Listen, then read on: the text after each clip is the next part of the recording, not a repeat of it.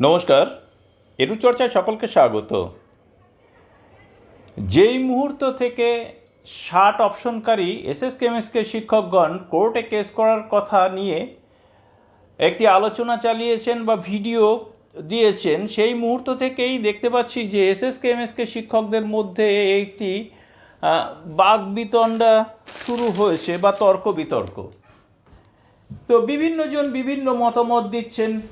সেই বিতর্কের মধ্যে কারুর রাগ, হতাশা, কারুর বা সহানুভূতি, কারুর বা 60-65 নিয়ে কোনো রকম উদাসীনতা, একরকম উদাসীনতা দেখা যাচ্ছে।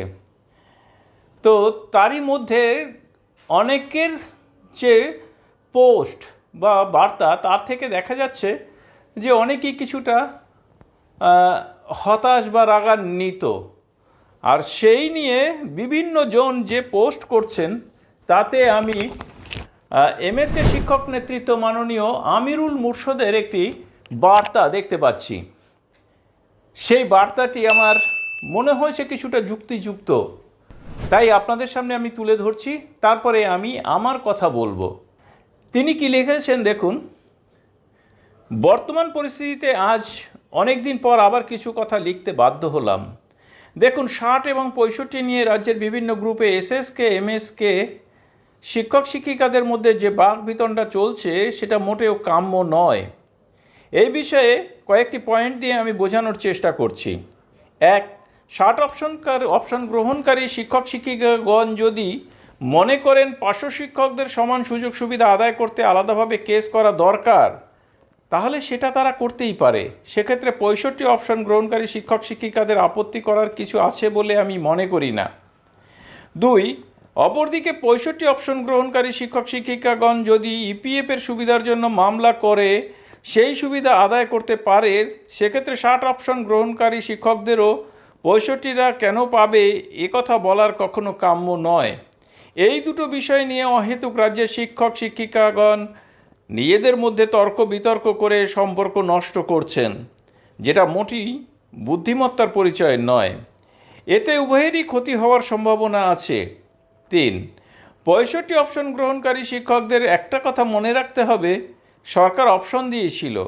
যারা মনে করেছে অপশন নিলে লাভবান হবেন, তারা নিয়েছেন।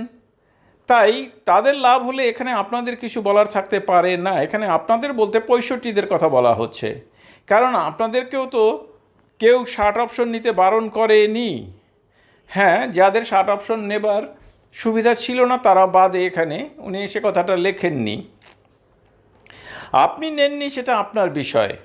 4, অপরদিকে 65 অপশন গ্রহণকারী শিক্ষক শিক্ষিকারা যদি কেসের মাধ্যমে বা আন্দোলনের মধ্য দিয়ে ইপিএফ ও অন্যান্য সুযোগ সুবিধা আদায় করতে পারে, সেক্ষেত্রে 60 অপশন গ্রহণকারী শিক্ষকদেরও কিছু বলার আছে বলে আমি মনে করি না। কারণ আপনি 60 নিয়েছেন নিজের ইচ্ছায়, কেউ জোর করেনি।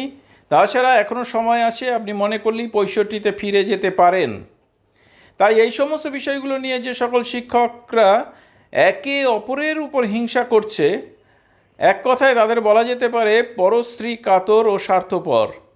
শিক্ষকদের মানুষ গড়ার কারিগর বলে মনে করা হয়, কিন্তু এই ধরনের শিক্ষকগণ কখনোই মানুষ গড়তে পারে না, বরং তারা অমানুষ তৈরি করবে।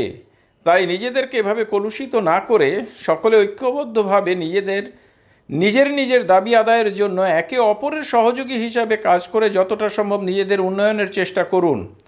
সকলকে ধন্যবাদ জানিয়ে শেষ করছি। ভুল ত্রুটি মাফ করবেন, কেউ আঘাত পেলে নিঃস্বার্থভাবে ক্ষমা করে দেবেন। আমিরুল মুর্শেদ, বীরভূম।